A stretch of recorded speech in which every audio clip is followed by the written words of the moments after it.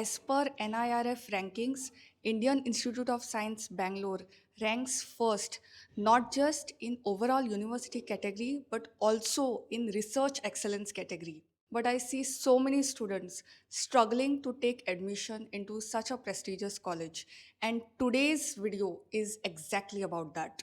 Today, I have with me a research scholar who is doing her PhD at Indian Institute of Science, Bangalore. And who do you think would guide us better than her? In today's video, we would be discussing about why Indian Institute of Science, and we will discuss the campus life in brief. We will also speak about the different entrance exams which are required for admission to Indian Institute of Science, Bangalore. Then we will discuss about the application process, the different documentation required, and how is the overall process for getting into an institute such as Indian Institute of Science. We will discuss about the interview process, what is the coursework which is required, and is any project proposal required to get admission into Indian Institute of Science, Bangalore. What is the stipend that you receive at Indian Institute of Science, Bangalore? And our today's guest is also a PMRF holder, Prime Minister's Research Fellowship holder. So she would be enlightening us about that as well. So, what are we waiting for? Let's start with today's podcast. And before that, don't forget to subscribe to this channel because I keep getting such informative videos for you. Nothing else motivates me than you being subscribed to this channel. As I mentioned earlier, I have with me Astha. She is doing her PhD at Indian Institute of Science, Bangalore, as a research scholar. She is currently working on understanding cardiac and skeletal muscle disorders. She is also a fellowship holder for Prime Minister Research Fellowship student and has held a level merit rank holder in IIT JAM Biotechnology as well as TIFR exams. Hi Astha, how are you? And welcome to my channel. Hi, Atya. I'm good. Thank you for the kind introduction. It's good to be here. As we begin with today's podcast, I would like you to give a brief introduction of yours. I am Astha, like Atya introduced me. I think that was more than enough of an introduction. But I am an integrated PhD student at the Department of Microbiology and Cell Biology in the Division of Biological Sciences at IISc. I am in my I'm in the fourth year of my PhD. Today, I'm here to talk to you about the integrated PhD program at IISc, which is a very renowned flagship program that has its advantages, especially to those kids who want to enter the world of research, would like to contribute to the growth and the glory of the nation. Most of the students I've seen their first preference whenever it comes to PhD or any kind of course which involves research. No, it is always Indian Institute of Science, Bangalore. So, according to Hmm. you, what is there over there which brings students together apart from its ranking? As per ranking, in terms of research excellence, also, and also in terms of overall institutional excellence, Indian Institute of Science, Bangalore has been ranked first. So, apart from that, what else do you think students to apply over there? Why IISc? So, the reason I think IISc is the destination for young researchers is because it has a legacy. By that, I mean that it has been around for a long time. It has a history. It has experience with research. It has infrastructure. It has a strong community of scientists and faculties that make it what it is. Just that kind of exposure that has been building for years now, for almost over a century now, provides researchers with an environment, collaborate, where they can get access to recent technology and can actually think about developments in research at the pace at which they're happening in the rest of the world. We also sort of get that training because the faculty with whom or under whom we work themselves gone out, contributed to various areas of research during their postdoc, and they've gotten extensive training from the best institutes in the world, and they've come back and built IISc. That environment and that exposure makes it what it is and enables researchers to, like I said, collaborate and publish well, which is a very important metric in research. The way that our productivity is measured is in terms of publications, and contributions that we make to our fields, and that is enabled by the environment at IISc, which makes it a sought after institute, I feel. You mentioned to me that you are pursuing integrated PhD. Someone who is a beginner and they want to understand what is the process of admission for integrated PhD? Is it different from taking admission for regular PhD at Indian Institute of Science, Bangalore? So the difference between regular PhD and integrated PhD is what I'd like to address first. A regular or a direct PhD is a PhD usually after a master's degree. There are masters or a BTech. So if you have an engineering background, after your bachelor's in technology, you can directly apply for the PhD program here. Otherwise, if you have a master's in sciences, which is an MSc degree, you can apply for the direct PhD program here. The difference between a direct and an integrated PhD is an integrated PhD includes a master's stint. Students who have finished their bachelor's in sciences or their BSc degree, usually the ones who apply to the integrated PhD program, because the first 2 years includes a master's coursework and research lab exposure, and this is followed by a regular PhD. Difference here is that somebody who opts for an integrated PhD program gets a master's as well as a PhD. And students do also technically have the option to leave after the first 2 years after defending their master's thesis if they join as an integrated PhD student, which is not the case with a direct PhD student. The entrance exams for a direct PhD are very different than those for integrated PhDs. So, integrated PhD students usually are admitted via a JEST or a JAM based evaluation, followed by one round of interviews. Of course, for direct PhDs, the exams are very different. So, for them, there's a DBT entrance exam, there's a CSIR entrance exam. So the routes are very different because for integrated PhDs, they largely look for bachelor students or graduates, whereas for direct PhDs, it's usually master's students.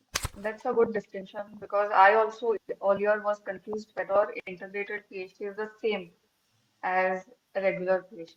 What are the different entrance exams which are required for admission to Indian Institute of Science, Bangalore? Is there any way where non-net students or student who has not cleared any entrance exams can he or she get into IISc? As for integrated PhD, there are two major exams, like I briefly mentioned in the previous answer. The first is a joint admission test, which is IIT JAM. For biological sciences specifically, back when I was admitted to IISc, I had actually appeared for IIT JAM biological sciences as well as biotechnology. Post 2019, I believe both the exams were merged, and there's a single exam for biological sciences now for IIT JAM. For the physics streams in integrated PhD, students are usually admitted based on scores they achieve in the JEST examination. These are the two major entrances via which integrated PhD students are taken. Of course, this is followed by a rigorous round of interviews. Just performing well in the entrance exam is not enough. There's also a shortlisting based on your performance in the interviews with a panel of faculty at ISC, after which you're admitted into the program. And as for your second question, I do not know of any route that allows students to be admitted into the institute without any entrance exams. Also, if you could tell us about the application process, what are the different documents which are required and what is the overall process for taking admission over there? The overall process, like I said, is you need to appear for the entrance, you need to qualify for the interviews, and usually a good bracket is 100 to 150 all India ranks that allows you to appear for the interview at IISc. There's usually a very small batch size that is shortlisted for admission. For instance, in biological sciences, which is my stream, it usually lies between 15 to 20 students on an average per year. After you clear the interviews, you are expected to produce a whole host of documents for formal admission into the institute. These lists of documents are, of course, shared with the students that have received the offer letters. But off the top of my head, I remember that we were asked to produce our JAM scorecards, our offer letter to the institute, our identity cards, which is a government ID, which is Aadhaar card usually, our degree certificate, or if you haven't been granted a degree certificate from your university yet, then you're expected to produce a provisional degree certificate. Apart from this, you are required to produce all mark sheets from 10th grade or matriculation onwards. You're also expected to produce proof of certain medical tests and procedures that include a vaccination routine as well, which is mandated by IISc for admission purposes. That's about it. Those are majorly the documents that you would be required to produce. Of course, there are also some, there are probably a few documents here and there that I'm missing. You will need to carry a few passport size photos, but that's about it. So there are a lot of students who plan to get admission over there. So what would be the interview process for someone who has never been to IISc? I believe ISC was also one of my first interviews in life ever. At least for the integrated PhD program, I can tell you that the interview is rather short, or at least it feels very short. There's a single round of interviews. Now, when I look back, I feel like I understand what the faculty was trying to, how the faculty were trying to approach evaluating students. They try to look at whether or not you have your fundamentals clear. This is basically verified with a bunch of questions that can either be a bit factual in nature or they can be thinking type questions. Once that phase of the interview is over, they eventually do put forth questions that require you to think out of the box. These are usually questions that would test whether or not you have the acumen of a researcher and whether or not you can address questions to which answers do not exist in the world. In this segment of your interview, they're basically just trying to see whether or not you can think on the spot. They're not looking for concrete answers, I believe, but they are looking to see how your mind works, whether or not you're able to come up with ideas to maybe solve a problem that hasn't been addressed. Basically, just trying to see whether you can perform research. All of it goes by pretty quickly, I'd say. That was my experience. 20 minutes is usually the length of the interview, and there's a single round only. All the shortlisting is based on that. Many students usually ask about project proposal. So is it that at the time of interview the proposal is required or does it? Since we are only bachelor students mostly when we are appearing for integrated PhD interviews, we are not expected to already have a project in mind because this is our maiden exposure to the world of research. We do require a lot of training before we can formulate questions that worth chasing or questions that can be addressed via research. Just generally trying to understand how to come up with a good question itself requires training. So, no, we are not expected to come up with a question on our own. At the same time, it is not discouraged. What I mean by this is it's not a part of the formal procedure for admission. You're not expected to write a proposal, showcase your hypothesis building skill set. You're not expected to. If you do have ideas about the kind of research questions that you would want to address, you can always share those ideas one on one with your principal investigator, whose lab you end up joining. Short answer, no, you're not expected to come to IISc with a proposal. But if you do have a good one, you will not be shot down. You will likely be encouraged. Is there any coursework involved over here? Like I'm from BITS, so we have around 1 year of coursework. So is there such coursework and what is the duration for it? Are there any exams based on it? So, integrated PhD, since the first 2 years is master's, we are required to complete 64 credits worth of coursework. So, there are certain core courses that we're required to take in the first semester. These are compulsory courses. Following this, we are free to choose elective courses as long as we are able to meet the criteria of finishing 64 credits for our degree. Usually, students do it usually students wrap up their coursework by the end of the second year of integrated PhD, which is basically during the master's portion of the degree. The coursework includes classes, which of course includes exams in different formats. And in addition to classroom learning, there's also a component of research in laboratories. So, in the third and fourth semester, we are required to, or a certain portion of our credit program is also attributed to how productive we've been in labs that we have committed to. That along with the classroom learning and the other exams and evaluations, comprises the 64 credit program. Now you are on PMRF fellowship, right? So the stipend for it is around 70 to 80,000, I suppose, because we had done a podcast with a PMRF fellow last week, I think it got released. When we consider institute fellowship, the stipend that scholars get if they have got admission through the interview, not based on any entrance exams. So for them, does institute provide any stipend? What is your experience about PMRF fellowship? So, as for the first question, yes, the Institute does support fellows with a fellowship. For the first 2 years of the integrated PhD program, fellows receive 16,000 Indian rupees per month. Following this, for the next 2 years, I believe the stipend is 37,000.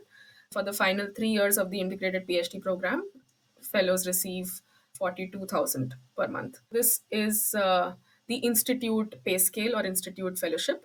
Because of the PMRF, I have actually been able to experience the world of research and teaching in a very holistic manner. Why I say this is because an integral component of the PMRF program is teaching assistantship. Basically, mandates scholars to serve as assistants to professors in different colleges, which is apart from your host institution. And in that manner, I have gotten the opportunity to volunteer in schools. I have gotten the opportunity to teach along professors in various universities. I have basically been able to experience the art of teaching because of that, and the art of critical thinking and research. Because when you're teaching your subject, your field to students who are pursuing their bachelor's and master's in biological sciences, there's a huge practical component. There are questions that come up and they really put you on the spot, and that can be fun, I feel, because it requires you to prepare, it requires you to think out of the box and just generally interact with students, which I believe is a huge component of our training as scientists. Because in our field, where we have experimental research, we'll hopefully eventually be running labs. Students, we'll be responsible for guiding students as well. This is sort of an early exposure to that. In addition to that, a very critical feature of PMRF is also routinely reviews.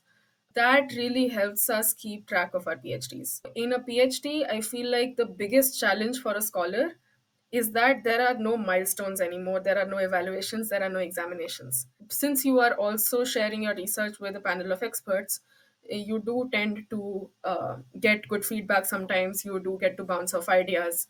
That I believe is very important to keep the timeline of PhD in check and to keep going.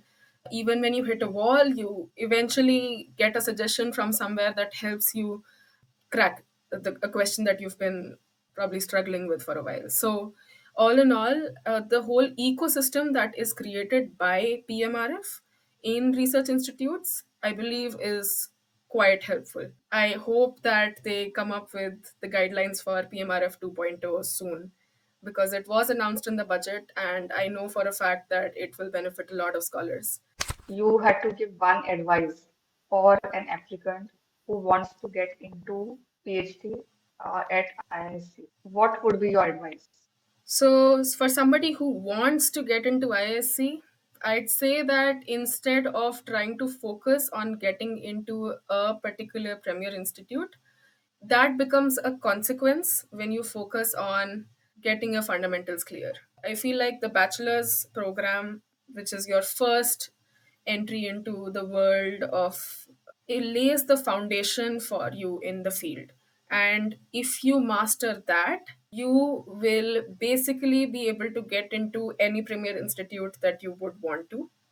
ISC is, of course, a dream for many researchers because of what it offers. But once you do what is required of you, which is to understand and study your subjects well, to have very clear concepts, to actually have fun with the ideas that are being taught to you during your bachelor's, you will not only get into ISC, you will actually enjoy the process of getting into ISC. Advice for people who are getting into IISc for the integrated PhD program: keep an open mind, because we are just bachelor students when we enter.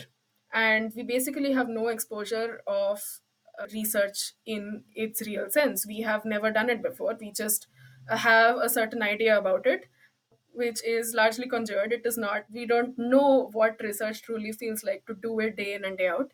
There are students who come with ideas like wanting to commit to a specific niche area of research before they've even experienced what research means. So to students who have just sought admission and have cleared the interviews and are in, keep an open mind and experience as many different fields possible within your general area of interest. So within biological sciences itself, there's neuroscience, there's people working on cancer, there's people working on TB, there's people working on very fundamental questions of cell signaling, there's people working on translational diseases, there's people working salmonella. There's a lot that is going on in the field. And if you come with your predisposed notion, say for example you're fascinated by cancer and you know that you want to do cancer, but you may not actually enjoy cancer research as much as you thought you would. So just keep an open mind. People who are relatively advanced in the integrated PhD course, I would say stay curious. That helps survive it. I'm actually not in a position to say much more because I myself am a very young researcher, and all the best to the students who want to make it. And you absolutely will just fall in love with your field. That was a wonderful session, Astha. I think the insights that you have provided is going to guide so many scholars, potential scholars, and so many students to take admission at IISc. And I wish you all the best with your plans. Thank you so much, Atia. Thank you so much. It was a pleasure talking to you. कैसा लगा आज का episode? Tell me in comments, okay? Share this with at least one person who wants to get into a top institute for his or her higher education. I'll see you in the next one. Till then, take care. Bye bye.